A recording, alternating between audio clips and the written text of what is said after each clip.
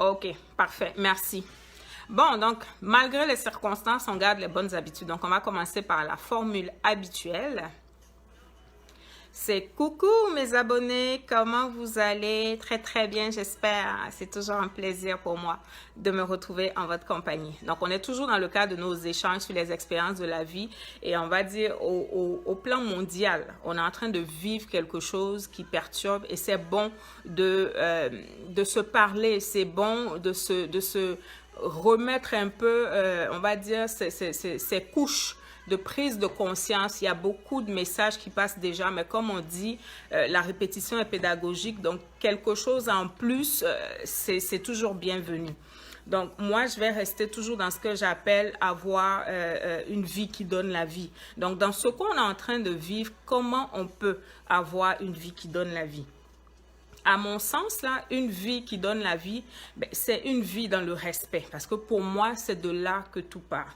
On peut ne pas s'aimer, mais j'estime qu'on se doit tous le respect et que chacun aimerait être respecté.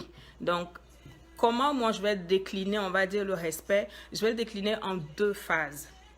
Il faut que chacun soit conscient, à l'heure où on se parle, qu'il n'y a aucune vie qui est en dessous de sa vie. Toutes les vies ont la même valeur. On a le même souffle de vie. La preuve, ce virus s'attaque un peu à tout le monde, hein, personnalité, pas personnalité.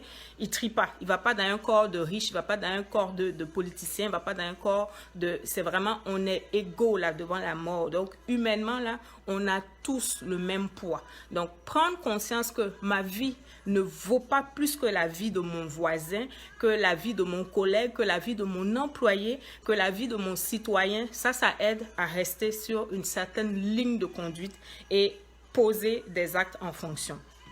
L'autre axe que je vais dégager, c'est toujours dans cette notion de respect. On aime bien être respecté. Mais quand tu aimes être respecté, fais à l'autre ce que tu aurais aimé qu'on te fasse. Parce que si toi, on te manque de respect, comment tu vas réagir?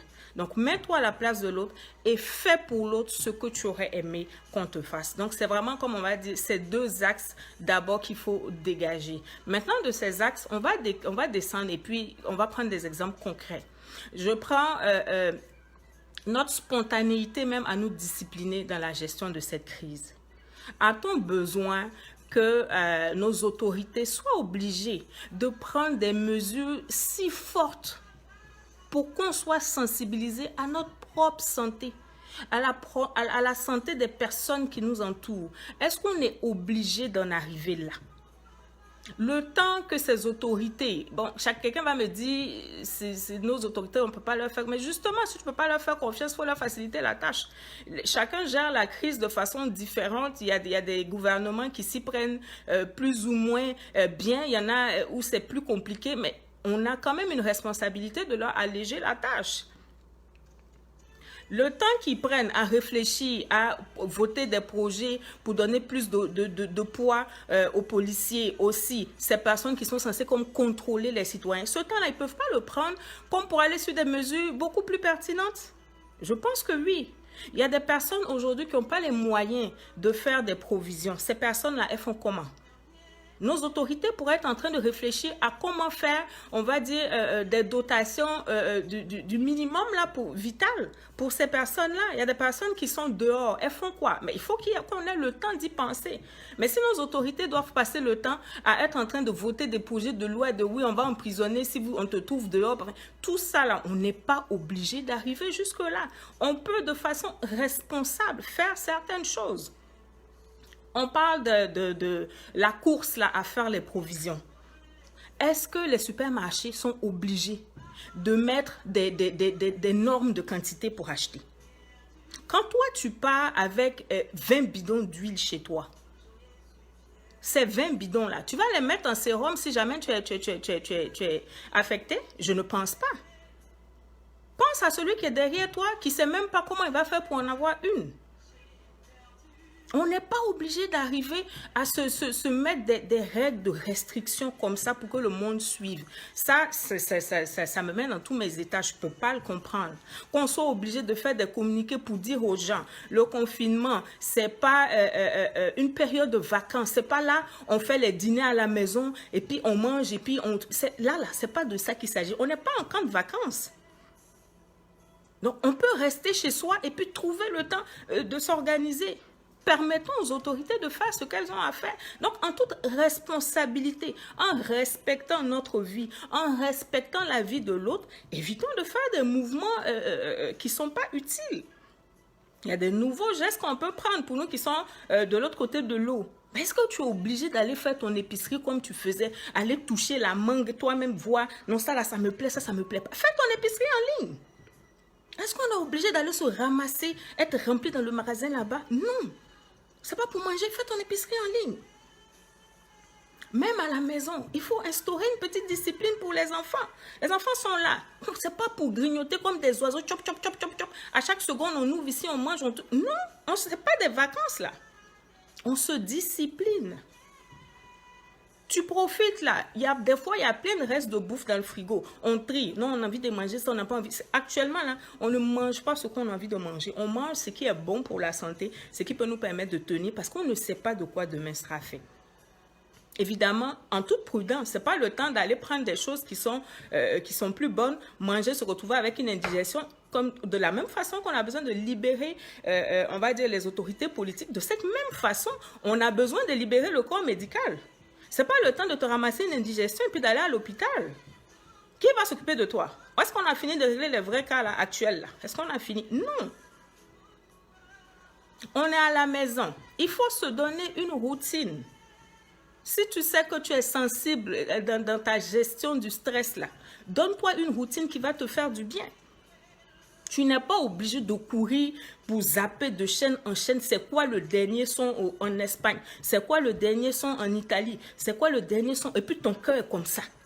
Maintenant, tes palpitations, là, qui va te soigner? Tes ulcères, là, qui va te soigner? Tu sais que tu ne supportes pas les mouvements comme ça. Donne-toi des heures. Ok, je regarde peut-être l'actualité à 8 heures. Je regarde l'actualité peut-être à midi. Si c'est grave, ça va venir te trouver. C'est pas la peine de courir pour aller au-devant de choses que toi-même tu ne peux pas gérer. Chacun doit se connaître et savoir ce qu'il est capable de supporter en situation comme ça de stress. On va dire, on est à la maison, on peut avoir tendance à grignoter. Mais ça aussi, là, mets des garde-fous. Moi, le premier jour, il y avait un petit stress ambiant là. Je me suis rendu compte que j'ai beaucoup grignoté la journée. Mais hier, j'ai mis une grosse bouteille d'eau à côté de moi. Je travaille, la bouteille est là. Donc, quand je sens que ma main veut chercher quelque chose à manger, je prends la bouteille d'eau, je bois. L'eau ne peut pas me faire de mal. Au contraire, ça va me permettre de m'hydrater. Tu prends des petits trucs, mais dis-toi qu'il faut que tu prennes soin de toi dans cette période-là parce que s'il y a quelque chose qui ne va pas, c'est pas sûr que tu puisses avoir le secours parce que les yeux sont sur autre chose. Tu es peut-être en télétravail, mais comment tu organises ton télétravail? Il faut que tu le fasses de façon responsable. Ce n'est pas parce que ton patron n'est pas derrière toi que tu ne travailles pas. Parce qu'on est tous en train de se respecter. Demain, quand toi, qui rêves peut-être d'avoir ta compagnie, c'est ce genre de personnes après qui sont réfractaires à faire le télétravail aux autres parce qu'elle-même, elle sait qu'au moment où elle était en télétravail, elle ne travaillait pas. Donc, ça veut dire, ah non, moi, chez moi, là, les employés ne peuvent pas faire... Travaille comme si c'était ta propre compagnie. On n'a pas dit que tu vas faire 100% de tes tâches, mais au moins, il faut avoir un fonctionnement optimal pour que ça aide ta compagnie. Les gestionnaires d'entreprise, il faut évaluer, il faut sortir un peu de l'appât du gain et puis se questionner, est-ce que c'est vraiment nécessaire que mon personnel se déplace? Est-ce que c'est vraiment nécessaire que ce travail soit fait au bureau? C'est des questions qu'il faut se poser toujours dans le respect de l'humain. L'argent, c'est bon, mais l'homme, c'est mieux. Qu'est-ce que j'ai encore pour vous? Je vais regarder parce que j'ai pris des notes là pour être sûr que je n'oublie pas. Toujours dans gérer son confinement à la maison. Il faut bouger, ça va aider à décompresser. Moi, j'avais arrêté de faire le sport, je ne sais plus depuis combien de temps là. Mais j'ai profité puisque qu'est-ce qui se passe? J'ai gagné minimum, on va dire 3 heures par jour. Parce que mon déplacement pour aller au travail, c'est 1h30 le matin, 1h30 le soir. Mais qu'est-ce que je fais de ces 3 heures? J'ai décidé de les mettre à profit. Donc, même si le reste de la journée, dépendamment des tâches que j'ai à faire, c'est pas chargé à 100%, mais je me dois de me tenir disponible pour mon employeur. Mais les 3 heures là, je sais que ça, déjà, c'est un acquis. Je sais que c'est un acquis. Donc, qu'est-ce que j'ai décidé de faire? J'ai décidé de recommencer le sport à domicile. Sur YouTube, il y a plein de chaînes. Moi, je vais sur Gym Direct parce que c'est une chaîne que je suivais il y a longtemps, quand j'étais un peu plus motivée pour faire le sport. Je suis repartie dessus et puis j'ai commencé, j'ai partagé ça à une amie. Je lui ai dit, écoute, fais ça avec les enfants aussi. Ça, tu rigoles parce que quand il y a longtemps que tu n'as pas fait le sport, ton corps va te rappeler qu'il y a longtemps que tu n'as pas fait. Il y a des mouvements qui sont compliqués, mais on fait quand même. Mais pendant que tu le fais, tu as une âme d'enfant. Tu sautilles, tu t'amuses, tu oublies tout ce qui se passe. Et puis après, tu reviens à ta réalité, mais tu es ressourcé. En dehors de ça, on a toujours une fameuse liste de projets, de choses qu'on veut faire. Et d'après nous, on n'a jamais le temps. Mais si on n'a jamais le temps, voici du temps que tu peux avoir. Parce que d'une façon ou d'une autre, on ne mène plus la même vie, même si tu n'es pas en télétravail. Les déplacements sont réduits. Ça veut dire que tu vas forcément gagner sur tes déplacements que tu effectuais. Mais c'est le temps de t'asseoir et puis de commencer à mettre de l'ordre dans ces fameux projets. Ça peut être le temps aussi même de refaire du ménage à la maison. Pour nous qui sommes de l'autre côté, il n'y a pas de personnel de maison. Donc, il y a des moments où tu t'en fiches un peu parce que tu es fatigué. Donc, c'est le temps de faire un peu de ménage. Mais en fait, tout ça pour dire qu'il faut que tu t'occupes sainement. On ne sait pas combien de temps ça va durer. À date, chez nous au Canada, chez nous au Québec, parce que d'autres provinces sont comme à 3 semaines. Au Québec, on est à 2 semaines. Mais qui dit que ça va faire 2 semaines? On ne sait pas. Donc, il faut te garder une certaine santé mentale et physique pour que, après ça, là, tu ne sois pas un légume qu'on ramasse. Parce que ça va passer. Mais quand ça passe, tu es dans quel état? Physiquement, tu es dans quel état mental? Même financièrement. Aujourd'hui, tu peux être amené à vouloir comme remplir ton garde-manger. Là, tu fais l'épicerie, tu fais l'épicerie, tu fais l'épicerie. OK, si ça chauffe, OK, on va prendre la carte de crédit. Mais financièrement, après, là, il va falloir gérer tous ces extras que tu es en train de faire. Au niveau du travail, si tu n'as pas une bonne attitude, mais quand tu vas repartir, là, ton boss t'attend, là. On verra ta réactivité pendant ça, là. Donc, le tout n'est pas de se vautrer dans ce temps de confinement sans plan, sans résolution, sans être actif et puis attendre que, oui, les chercheurs, les autorités, c'est-à-dire toujours les autres, et puis soit on ne fait rien. Il faut faire des choses et en tout temps, on peut faire quelque chose. Et comme j'aime le dire, cette citation, si la vie te donne des citrons, mais tu en fais une limonade. Tu as le contrôle sur certaines choses. Il y a ce qui est extérieur, mais tu as le contrôle sur certaines choses. Les décisions que tu aurais aimé voir venir, que tu ne vois pas venir de ton gouvernement, de tes autorités dans ton pays, là. Il y a un minimum de choses sur lesquelles tu as le contrôle. Donc, utilise, on va dire, cette capacité que tu as de prendre le contrôle sur ta vie et puis fais quelque chose. Et ce qui va venir comme couronner tout ça, pour moi qui suis chrétienne, c'est d'avoir des temps de ressourcement. Il faut avoir des temps de ressourcement spirituel. C'est ça qui va te donner une certaine sérénité intérieure, un certain calme intérieur. Et c'est seulement quand tu auras cette sérénité et ce calme que tout ce que je dis plus haut, tu vas être capable de le faire. Si tu es en panique là, quand on panique dans les courses, j'aime bien des fois cet exemple, quand on dit il y a quelque chose et puis tout le monde court. Il y a toujours des personnes qui sont en train d'attraper comme l'habit de quelqu'un, puis toi-même tu as envie comme de pousser la personne pour courir. En panique là, on ne fait pas attention aux gens parce que tu es tellement en train de penser à toi que tu fais des dégâts.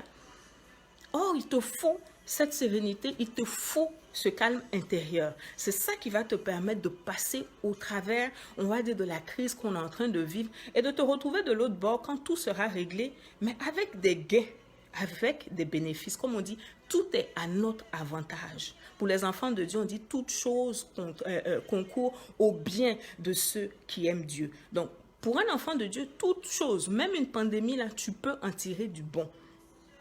Tout est utile. Et tout est permis, mais tout n'est pas utile. Ce n'est pas parce que tu as de l'argent que tu dois le dépenser dans une épicerie extraordinaire. Là. Allez prendre des quantités en temps normal, vous ne mangez pas ça. Tu n'es pas obligé de faire ce que tout le monde fait. Questionne-toi.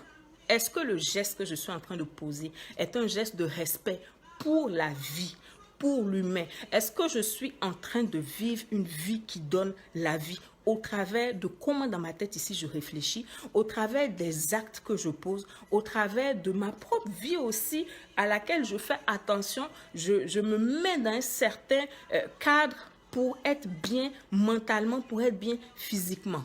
Donc, c'est vraiment autant de questions qu'il faut se poser dans cette période pour se permettre de prendre de la hauteur et de vivre ça bien. Pour qu'à la fin, on soit comme tous triomphants, mais réellement, parce qu'il ne faut pas que le virus passe et puis on a comme des séquelles parce qu'on a fait des choses qu'on est encore en train de trimballer après. Donc, pour que la période soit bien gérée et que l'après-corona aussi soit encore plus verdoyant parce qu'on aura pris de bonnes actions, on aura fait de bonnes choses. Donc, c'est ce que j'avais à vous partager. Mon cœur est vraiment gros, rempli d'émotions. J'espère, je regarde un peu mes notes, j'espère que j'ai réussi comme à partager le maximum de ce que j'avais écrit. Si le temps me permet, je vais peut-être faire un petit PDF pour rappeler, pour dire en temps de crise, voici des petites choses qu'il faut garder à l'esprit. Il faut rester serein pour pouvoir l'aborder de la meilleure des façons. Donc, c'était encore un grand plaisir de vous avoir. J'ai vu qu'il y a des personnes qui nous ont rejoints. J'ai vu Béa, merci d'être là. J'ai vu mon chéri Coco JP, merci d'être là. J'ai vu ma cousine, merci d'être là. Ma Rose aussi, merci d'être là. Madame Cool, merci d'être là. Bendé, merci d'être là. En tout cas, ça fait plaisir de vous avoir. Et puis, tout ce que je peux vous demander, c'est vraiment de partager la vidéo. À coup sûr, quelqu'un va tirer un petit quelque chose dedans et ça sera ma façon à moi d'apporter ma contribution pour que chacun, nous soyons en train de vivre une vie, mais qui donne réellement la vie. Bienvenue à mon chantre préféré, moi seul mon chantre, hein, c'est moi seul mon chantre, Hugo Fouet. Merci d'être là. Et je suis en train de terminer, mais tu pourras l'écouter tantôt. Donc, c'était ce petit partage que j'avais pour vous. Beaucoup d'amour. Que Dieu nous garde tous. Soyez en santé. Faites attention à vous. Prenez soin de vos familles. Prenez soin de votre entourage. Prenez soin de... Comme je dis, on n'est pas obligé de s'aimer, mais on a le devoir de garder la vie que nous avons en chacun de nous. On a le devoir d'être le gardien de la vie dans l'autre. Donc, c'est vraiment mon vœu pour chacun d'entre nous. Et puis, ben, là... Moi, dans le fond, il est 12h48 ici. Il me reste 12 minutes et puis à 13h, je commence mon télétravail. Un grand merci pour votre présence, votre fidélité. On continue de suivre l'actualité. On se confie à Dieu. On fait ce qu'on a à faire de son côté et certainement, ça va aller. Je vous aime. Bye.